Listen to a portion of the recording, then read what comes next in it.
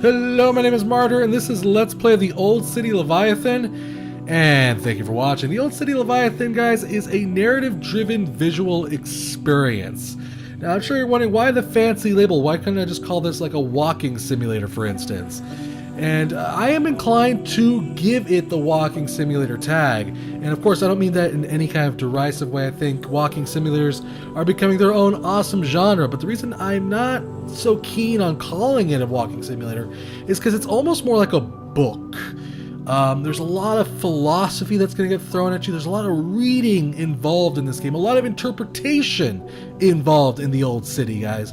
And it's just, you're basically trying to figure out what happened in this world, but at the same time, no answers are ever really made super clear to you. It's just kind of left for you to discover on your own and kind of formulate your own ideas. It's almost a little bit of a depressing game, it's for sure. And it's definitely an experimental game, guys. And you will see what I mean in a bit, guys. It released on Steam December 2014. The Old City Leviathan was developed and published by Postmod Softworks. You can go ahead and get the Old City on Steam for $14.99. So let's just jump into it, guys. There really isn't much more I can say kind of in my intro than what I kind of said. It's a very unique game.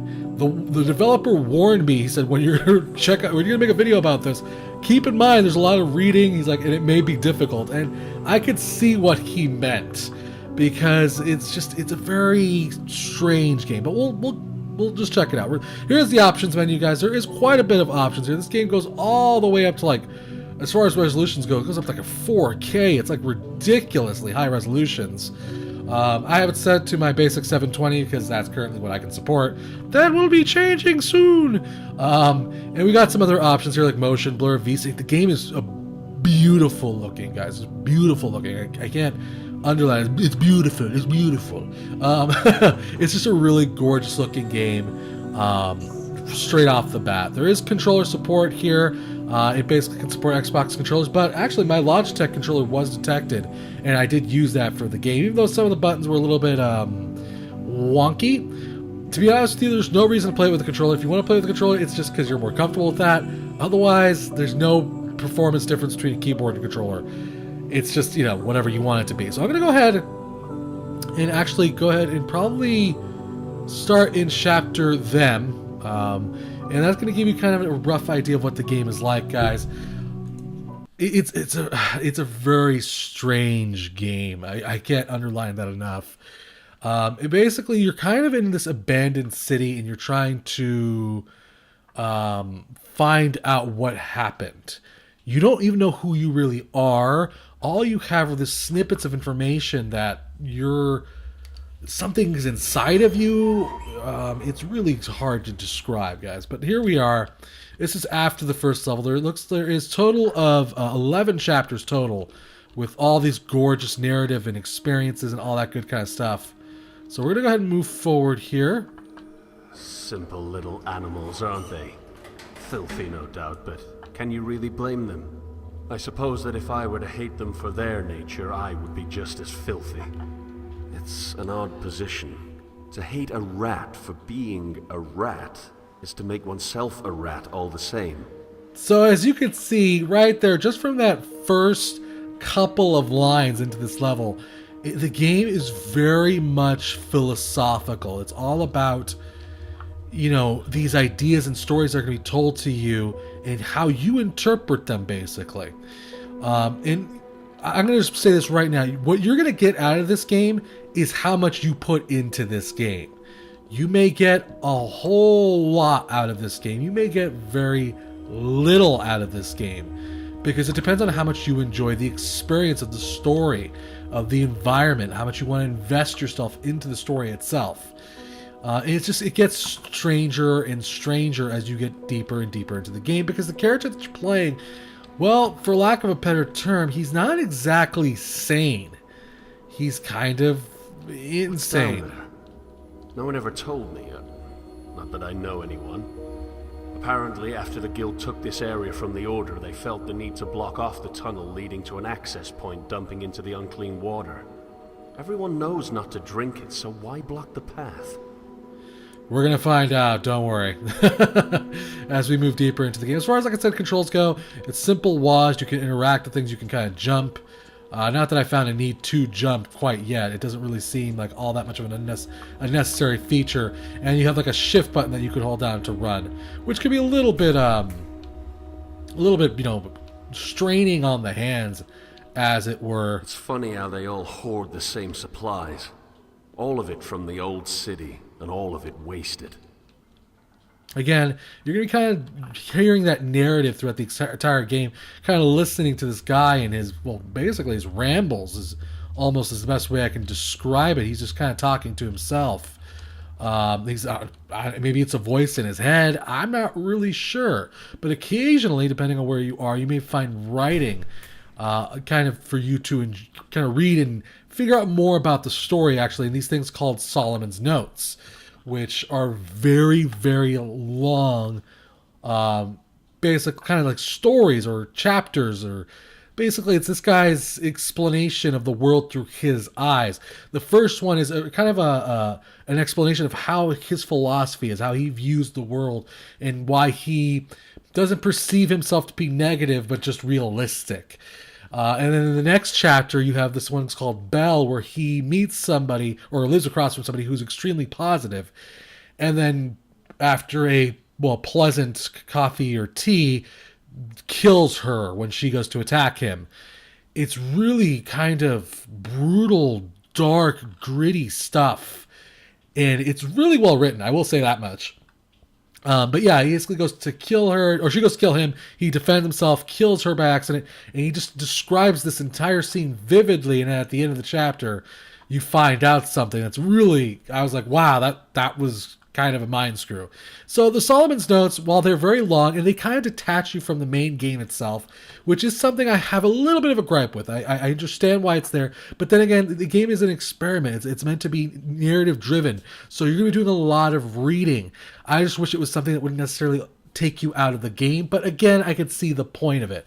And it's really good writing. It's really interesting stuff, and it gives you more insights into the universe of the old city as you play the game. So again, if you want to read that, it is an option. And I would highly suggest you do read that, because it gives you insights into the game, into the world, that you would not necessarily get. Would you grant me another ascent? I've explored your innards. Let me scale your back. I have no idea what that means. Basically, from what I've gathered, the inner voice inside of us is somewhere inside of our body. I'm not really sure what that kind of means. But it's terrifying. One interesting thing I just noticed is that I didn't usually take this path when I played this game, this chapter. I kind of played this chapter a little bit. I actually found a different path. And wow, now I'm on chapter 3. That's very interesting. Originally, I took a different path, and I ended up being some other place. So I will say that this game has quite a bit of replay. It's odd that evil is never self-aware. I mean, the most horrendous actions, these conglomerate endeavors of warring cabals, are caused by the best intentions. So all that's left is this grand suspicion of idiocy. Good intentions are moot under the control of a ludicrously stupid idea. But my contribution is hardly an appropriate contrast. I would like to argue that my contribution is non-existent, and thus superior to their negative impact. But the truth is, we're all infinitely terrible for not contributing at all, be it through neutrality or detriment. Yeah, I would say that you probably need maybe, quite a bit of understanding of the human language to figure out what the hell he just said. Because it was fancy talk, I will say that much. Oh, wow, so we've made it officially to the outside world. It was actually my first time seeing it. I've never seen it before up to this point. And God, I have to say, this game is just utterly gorgeous, guys. The light, the way it just kind of fades through objects like that right there. And you can also zoom into objects. I forgot to mention that with a left click. You can kind of zoom in and get a greater view of the details. But even zooming in on certain objects and kind of bringing in those graphical details, it's still really, really gorgeous, this game. I mean, look at that. The way the sunlight just kind of blends through the objects swaying in the wind, it's really gorgeous. And it's just, I'm kind of blown away by this game, the way it looks. Which is, of course, indicative with other walking simulators. They're always beautiful art pieces almost. Sewer outlet main. Like I was mentioning earlier, I originally, in that last section we were in, I took a different path that led me to, quite a horrendous surprise, is all I will say. And I will underline that this game requires quite a bit of exploration. There's multiple paths to go down. You never know when you might accidentally progress, like I just did, for instance.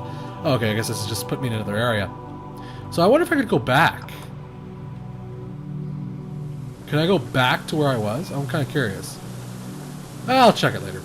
But, the game does require, like I said, a lot of exploration. It's going to reward you for how much you invest into it, how much you go about exploring things, how much curiosity you have in the world. You're going to get more out of the game. What the hell? Heathen? Oh, heathen. Yeah, there it is. Heathen. Oakley dokley. And what's creepy about this world is it's not necessarily a horror game, but it does manage to make you feel very, paranoid. I have felt extremely paranoid in this game. When I played it, I'm like, good God, what is going on? I have no idea where I'm descending to, by the way. At this point, I'm just exploring things, just kind of trying to find more clues, more tidbits, more information about the world itself, and see if I can discover more about this world, basically. Or I could be, for all I know, going backwards and heading back into the last section that I was just in. I'm not really sure. But the point is that the game rewards you for your curiosity, essentially. It rewards you for exploring. And we're going to see what we can find in these dark, eerie tunnels. And I love this about this game. I love that it's an entire universe. And it literally... Perhaps I should kill myself. It's a rather funny thought, actually. A lot of words. The standard reason for suicide entails depression. A sad portrait of a weak mind. But my desire for death is far more utilitarian. I feel as though I am useless. And I gather that this feeling is similar to what the others have felt. I do not suppose that any of them felt any particular brand of gloom before the end. Just a single shade of grey. At any rate, I prefer this situation to its emotional alternative. We Minotaurs are only different in that we're honest. We see what our species has become. We see the disease, and we see that there's no cure. What, then, Should I linger until I grow old and die, affecting nothing and assuming the role of sewage? No. I'm beginning to feel as though the only honorable route is a swift end. Time has changed from an agent of death to an agent of cleanliness, wiping away existence like some sort of cosmic and crematory disposal. And I best incinerate myself before the universe is forced to deal with me through age. Now, one thing I will say about what he just said is it's very interesting, because if you read the Solomon's Notes are very, almost exactly the same mindset that he possesses himself. And I'm wondering if that means that we are Solomon himself and just don't know it yet. It's a very interesting, like I said, it's a very philosophical, it's really open up to narrative, guys. Occasionally you'll find things like this that are written on the wall that you can read and present to yourself more stories that, who knows who this room belongs to. Obviously it belonged to a Minotaur.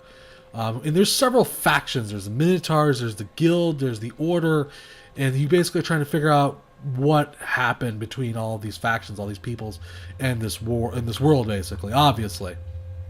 So, I think I'm about done with it. I don't know how long I could continue searching for Jerusalem, and why the hell did they call it that anyways? I suppose that when the narrative of the old city fails, the only thing that's left is to generate your own. That's precisely what they did, isn't it? Why find the source of the water when you have the destination? Yes? Pathetic. Just think of what could be in there, beyond the walls, beyond the conflict, and beyond the leap. What enlightenment awaits us inside? Do you want to see it?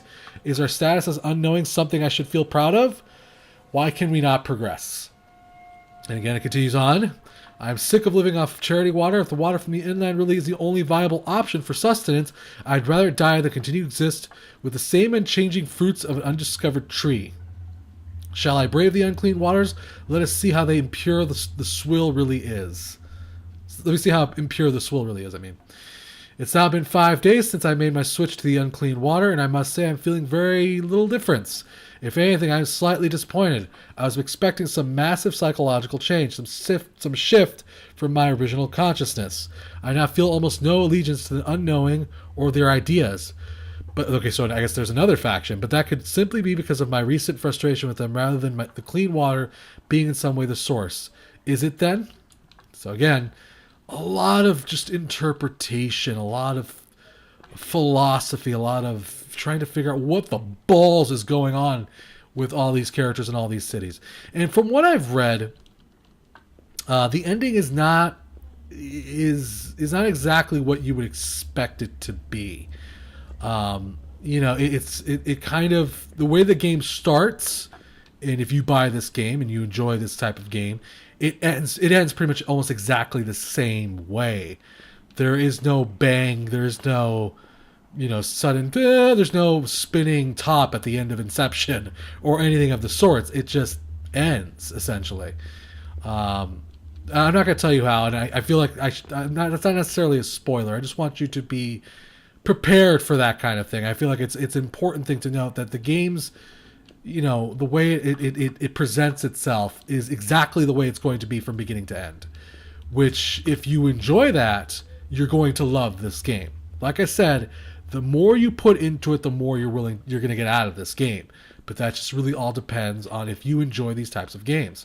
What does this note say? It says, 15 days in and still no effect. A sham then, yes. The waters from the inland are no different than the waters of Sheol. Incredible, truly incredible. Here I sat, wasting away, thinking that the inland could provide us with some new perspective, some enlightenment, some answers, but no. The inland is just as pointless as the rest of it. The world has truly fallen, hasn't it? Who the hell are you putting up these notes around here? This is like Slender's going around. He's just depressed, putting up notes. I have no idea what's going on. I have no idea if I'm even progressing through the chapters correctly, to be honest with you. Deep down into negativity. It has now been 3 days and 3 nights since I started drinking from Sheol, and I must say I feel fantastic. I feel like a new man, a changed man, a man with no purpose, and a man on the edge of suicide. Is it not wonderful? Ah! Look around you, the lack of all things, meaning, reason, all gone. Isn't it truly amazing? I have never been happier, If only the others knew how pointless the inland waters were. If only they could hear the beauty of nothingness calling us from the distant shores. So, like I said earlier, it's not necessarily the world's most chipper game, but it's very intriguing. It's visually beautiful. It captivates me as far as, because I enjoy reading, I enjoy writing, and it really does a good job of kind of capturing my imagination. That is a bright tunnel. We're going to read this. What does it say? This just says a bunch of numbers. The end of it, yes. Can you hear it too? I remember when I could only hear it. Now I can see it as well, and the sight is grand. Don't worry, my dear reader. One day you'll see it as well, and you too will answer the call of void. One day you will see the vasts of nothingness. You will see the shores of our homeland disintegrate, and you will see the reality of instability, the deconstruction of everything, revealed in all of its glory. Prepare yourself. Your time will come, and in that moment, I hope you will have the courage to remove your consciousness from this shared abyss. Join me in the void. Jonah. Very interesting. Little thing I kind of wikied before I started this video is I looked up Leviathan, and in modern Hebrew, Leviathan is another word for whale. So I think it's very strange and kind of coincidental that Jonah wrote this letter, because obviously Jonah was in the belly of a whale. It's just a lot of imagery, a lot of, representation. For instance, he's talking about death, essentially, and we're looking at a tunnel now with a light at the end of it. And that in itself kind of is haunting. It's kind of scaring. It's kind of weird. Do you want to go down that hall? Do you want to see what's at the end of the hall? Well, I certainly do. I want to see what's at the end of the tunnel. I want to head towards the light and see what waits for me. Because, well, that's just this type of game.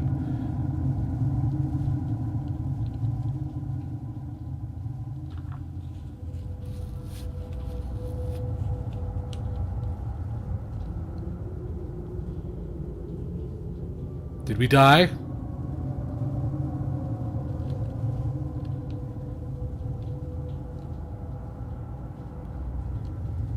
What the hell?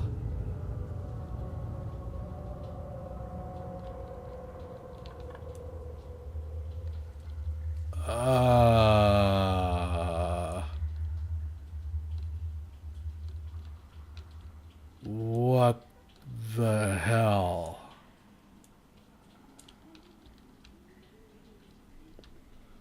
Whoa, that guy's wasn't there last time I looked. And now I'm very curious as to what was originally down that tunnel then, huh? Okay. Or if that tunnel even really ever existed for that matter. Good God. Well, if that ain't a mind screw, I don't know what is. Yep, because you can see, like I said, it's just the game, it plays with your perceptions. You don't know necessarily what is real and what is fake. And you kind of need to figure that out. You need to kind of gather, holy crap, what is real and what is fake. Oh God, there is some disturbing images obviously here in this game as well. These people are dead. So there is bodies lying around the city, that's for sure. Who and what killed them, I have no idea, guys. But again, that's kind of what you need to figure out, is what is truly going on in the old city of Leviathan, guys. So yeah, guys, I think that's kind of where I'm going to end this video. I know it's a very strange video, and I hope you kind of got what I was trying to say when I made this video, guys. I hope you understood the themes and the concept of the game, guys. I think it's a very awesome looking game. It's definitely a game that is not going to lend itself to a Let's Play series, so it's not like what I would ever do a Let's Play series on, but I think it's a game that really you will enjoy if you enjoy philosophy, if you enjoy delving into your own mind and trying to figure things out, and enjoy these beautiful visuals and these beautiful sound effects and these music. It's just, the game is really extremely well made. There's no bugs that I found, except, well, I kind of noticed during the course of this video there was kind of a little bit of clipping on corners, but I think that might have been because of my recording software more than the game itself, because it wasn't doing that before I started recording. As far as replay value goes, again, you do have that, even though it's kind of a walking simulator, because there's multiple paths, there's multiple ways to go. You might not necessarily have the same journey that you do when you first play the game. You may discover something new, you may go down a different path and see something that gives you a little bit more of an extra clue, gives you a little bit of extra tidbit about the old city, guys. And I think that's just really freaking awesome. So big thanks to the developer for a chance to check out this game. Thank you for watching. Remember to subscribe and share, guys, and I'll keep bringing you awesome indie games, guys. Till next time, play more indie games.